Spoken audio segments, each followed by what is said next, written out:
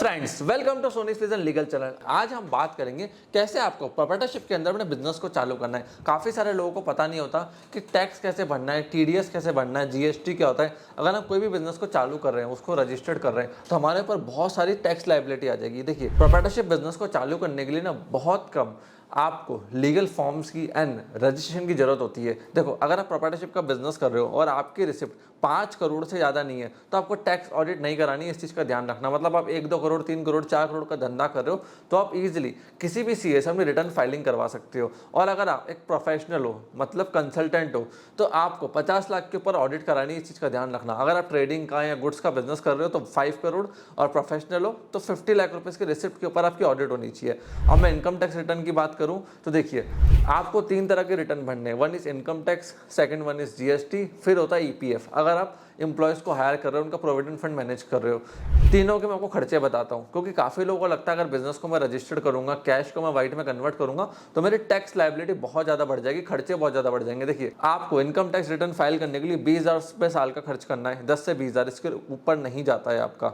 GST return भी max आपका 10,000 साल तक जाता है। ईपीएफ का रिटर्न भी 10,000 साल तक का होता है। तो टोटल आप देखोगे आपका खर्चा सिर्फ 40,000 रुपये ही है। डेडलाइन में आपको बता दूं, अगर आप प्रोप्राइटरशिप बिजनेस हो जिसमें ऑडिट रिक्वायर्ड नहीं है, तो 31 जुलाई से पहले आपको आपकी रिटर्न फाइलिंग करनी है। ऑडिट रिक्वायर्ड है तो बिफोर 30 सितंबर आपको रिटर्न फाइलिंग करनी है। और एक चीज़ का ध्यान रखना, प्रोप्राइटरशिप को बिजनेस को चालू करने के लिए आपको शॉप एक्ट का लाइसेंस भी चाहिए, और एक एमएसएमई भी आप रजिस्टर कर लेना, वहाँ से अपना सर्टिफिकेट लेना, वो बिल्कुल फ्री है। अब आप कैसे अपनी सैलरी निकाल सकते हो प्रोप्राइटरशिप बिजनेस से, चलाना कैसे है। देखो, मैं आपको एक चीज़ सिंपल समझाता हूँ।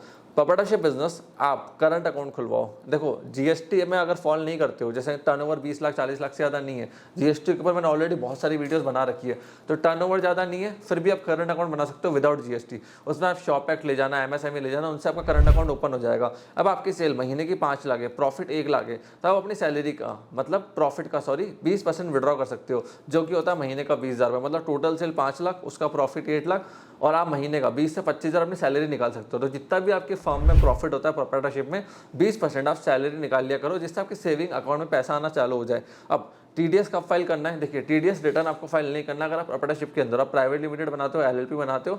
टीडीएस तब आपको फाइल करना है। उसका प्रोसेस बहुत ईजी होता है, आपका सीए कर देता है, कोई इतना भारी प्रोसेस नहीं होता। और जीएसटी में भी आपको बताऊं, आपके 2 रिटर्न जाएंगे प्रोप्राइटरशिप में। अगर आप ई कॉमर्स नहीं कर रहे हो तो एक डिटेल वीडियो में जीएसटी के ऊपर भी लाऊंगा कि कौन कौन से रिटर्न जाते हैं, किस किस बिजनेस के लिए कौन कौन से रिटर्न फाइलिंग फॉर्म्स होते हैं, डिटेल के अंदर समझाऊंगा। अभी आप जीएसटी में अगर आप प्रोप्राइटरशिप बिजनेस कर रहे हो तो जीएसटीआर 1 जाएगा, 3B जाएगा। जीएसटीआर 1 11 तारीख को जाएगा हर महीने की, तो 8 या 9 का एक अलार्म गूगल रिमाइंडर आज ही सेट कर लो। और 3B कब जाता है? 20 तारीख को। जीएसटीआर 1 क्या होता है? मैंने टोटल जो सेल्स करी, मतलब काम करा है, उसका रिटर्न।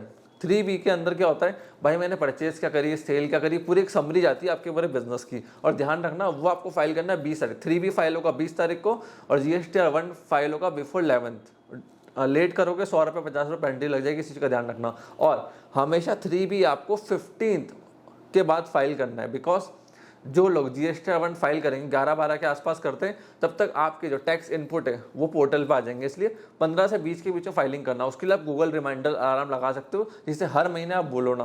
फ्रेंड्स, अगर आप किसी भी तरह का बिजनेस चालू करो, कोई भी दिक्कत आ रही है और भी आपको कॉम्प्लायंस के बारे में जानना है, तो कॉमेंट सेक्शन में आप लिख सकते हो। मैं उसके ऊपर डिटेल वीडियो लेकर आऊँगा, जिससे आपके डाउट्स और क्वारी को मैं अच्छे से सॉल्व कर सकूँ। और ये मेरे सोशल मीडिया हैंडल्स है, जहाँ से आप मेरे से कनेक्ट कर सकते हैं, मेरे को फॉलो कर सकते हैं। ये मेरा इंस्टाग्राम है और ये मेरा लिंक्डइन है। आपने इस वीडियो को यहाँ तक देखा, हम लोग होते हैं, सपोर्ट दिया, उसके लिए धन्यवाद।